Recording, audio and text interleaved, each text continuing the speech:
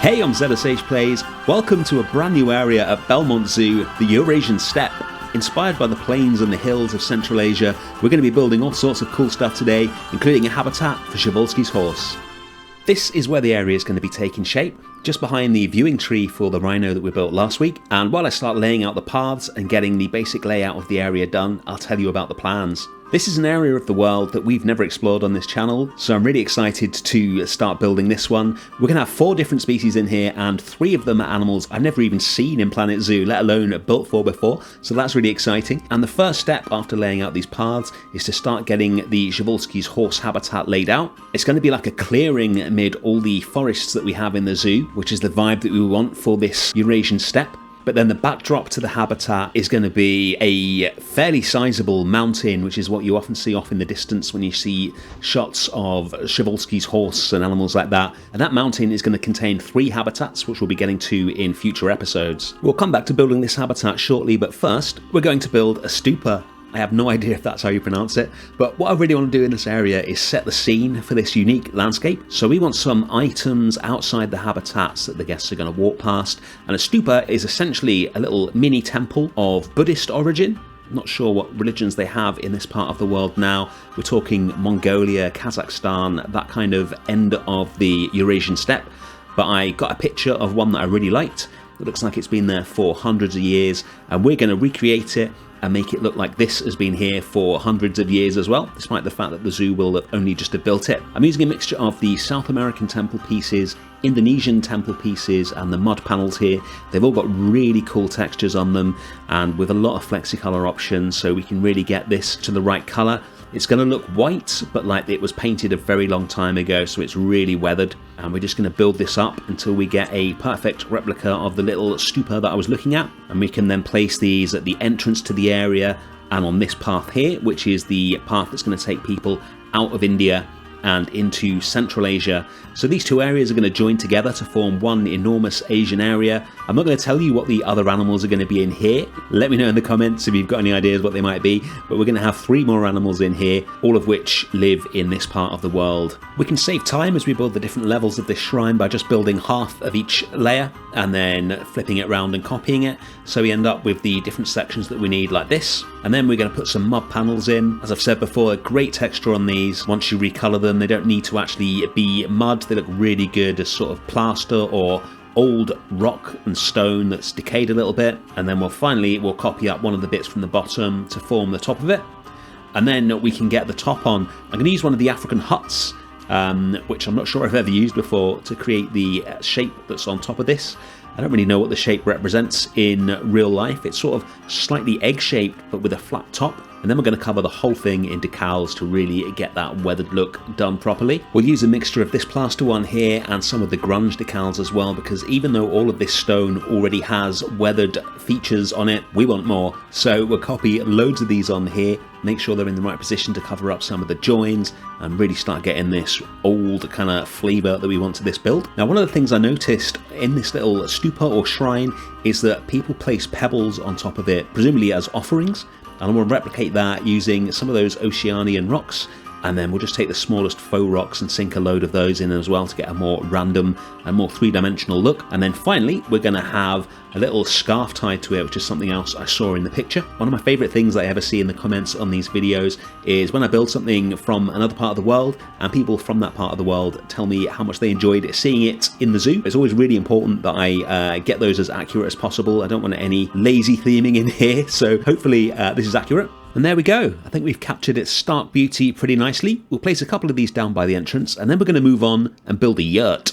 A yurt, or ger to give it its native name, is the classic Mongolian tent, beloved of posh festival goers and campers everywhere, and that's what we're going to be building. This was a real challenge to do. I'm basing it on an identical one at Prague Zoo. Prague is a really important part of the Przewalski's horse breeding, the Przewalski's horse of course being one of the most famous animals that was extinct in the wild until being reintroduced from zoo populations, and they have this beautiful yurt which has a photo gallery inside of the entire history of their Przewalski's horse breeding project and photos of the animals that they've returned to the wild. So we're going to replicate this here using the marquee pieces. I tried loads of different combinations until I got the one that worked, and it is just the thinnest marquee piece for the sides and the roof, and then some of the, I think it's the Indian or Indonesian fabric to create the more detailed part at the top, and then some rope pieces as well, all just spun into position using our favourite mud pillar technique. You can see the mud pillar there.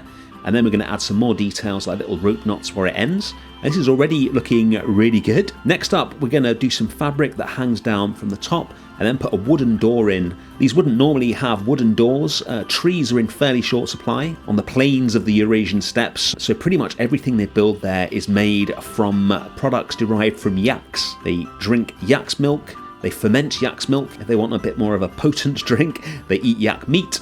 They make everything out of yak's wool. Wood is not a big part of their building materials, but because I'm basing this on the one at Prague, they have a wooden door there, presumably because they need some way of keeping it closed in inclement weather. And you don't want just the flaps of a tent with all the guests walking past it all the time. That is not going to last very long. You can see I've used raised paths and steps to get the guests in here, and we're going to cover that up with some more wood. But these entrance steps are way bigger than I want them to be. So what I'm going to do in a second is replace the raised path and steps with terrain, and then we can just draw paths directly onto them, and that will enable us to get the entrance stairs much smaller. And then we'll put some wood pieces down inside and spin those into place to create a floor and start getting the inside of this to look as good as the outside. You can see we've still got the mud pillar that we used to create the yurt itself there, and one of the best tips I can give you for building, and something I accidentally ignore all the time myself, is never ever delete the mud pillar until you are 100% certain that you have completed the building. That way, if you ever decide you want to add something more like this floor, you can use that same mud pillar to make sure everything fits together perfectly. So we'll just drop some fabrics in to make it look nicer, some benches so the guests have got somewhere to sit. You can see the screens, which we're going to put screenshots on of the horses in this habitat and the horses in the wild, so to speak. And finally, we'll drop in a vista point so that guests will actually come in here. Next up, let's build the habitat itself. You can see the finished yurt in the background there, but now it's time to build a fence. We're going to build the whole fence out of the African painted beams, because once you change the colours on them, you get a really nice natural wood effect. And this fence is going to go around the whole habitat. This is going to be the main fence. And we're also going to have a secondary standoff barrier as well, so that the guests can't get all the way up to the fence. So once we've created one of these, we can just place this around the whole habitat, and we've got a lot of habitat to place it around. You can see I've raised the ground slightly in from the fence. Reason for that is that enables us to have the fence a bit lower. We don't want it too high, but at the same time, these are horses and they can jump. So we need at least 1¼ meters in height. So if we drop the ground down just in front of the fence, that means that we can have the fence a bit lower than that. And we're going to have some rocks on the animal side of the fence so they can't get too close to it. And then we're going to have a standoff barrier in front of it, which we will build here, just using some more wood pieces and the rope piece from the Zookeeper's Animal Pack. It's got a nice curve on it. That'll suit our purposes nicely. And then again, we can just put this around the main viewing area, which is going to be where the entrance to the whole of this area is as well. Later on, we're going to have some more viewing areas, but this is going to be pretty open, this habitat, to reflect the horse's natural environment. This little bit here is heavily based on Prague Zoo as well. The combination of the standoff barrier on one side of the fence and then rocks on the other side of the fence means that we can actually get that fence really low, because the horses aren't going to walk on the rocks in front of the fence, and they're certainly not going to want to jump over the fence only to land on the little standoff barrier behind it.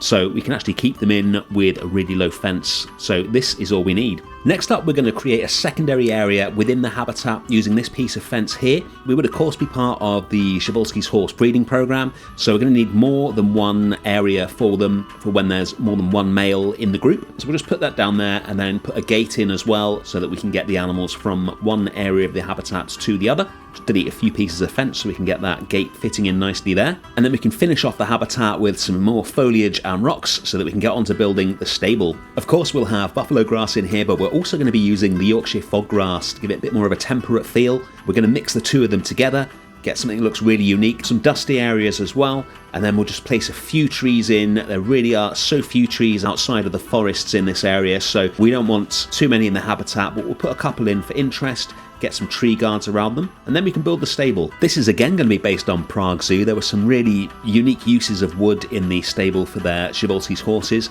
and I want to replicate that here. I was really impressed with their plains area there. They do something quite clever. The area is actually just called the plains rather than being any specific geographic region. So as well as being able to have animals from this part of the world like Przewalski's horses, they also have prairie dogs from the American plains. They've got both American and European bison. It's a really nice little area, which is helped by the fact that it's built in the beautiful forest that Prague Zoo is built in. You can see a crane looming over the top of this stable as we build it, and there's going to be a mountain looming over it when we're finished.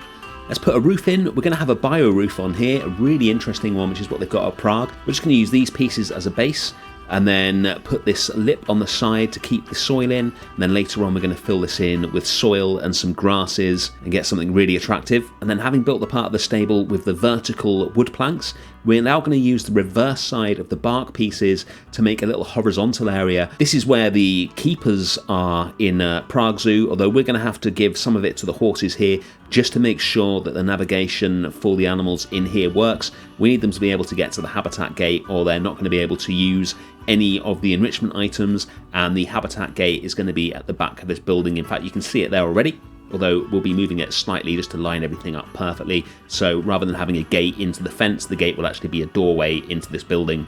Once we've got a nice little group of those bark pieces, we'll arrange it to make walls and windows. I really like the texture that we've got combining these pieces together. It makes a completely unique texture, which doesn't look like anything we've ever used before, which is always good. And then we'll turn some of the planks into doors for the horses. We'll pick a plank which looks like it's in the right position to be a door, and then we'll use some of the hinge pieces and add those in, a couple of those, and then we'll find some suitable pieces to make handles. We'll have 2 doors, and we're actually going to spin them to open because the animals are going to come into the habitat via the gate at the back, and then they'll be able to walk through their stables and come out into the main part of the habitat. And as always, we'll use the plaster trim to create a trim at the bottom of the building for realism, and then we'll move on to getting the habitat gate in exactly the right place. It can be tricky getting this right, so I'll show you exactly how to do it. What we need to do is grab a piece of the habitat barrier and position it where we want it, and then grab the other one as well. Make sure the 2 are exactly straight so the door doesn't go in as an angle, and then move them into place. So we've got one there, and then we'll get one in there.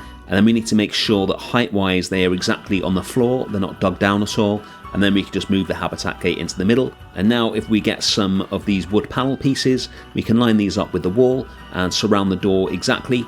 And once we're finished, this door will be a completely seamless door into the habitat, like so. Alright, time to finish the roof. So we're going to put some mulch in here. We're going to use the big 4-meter squares and just place these all along the roof.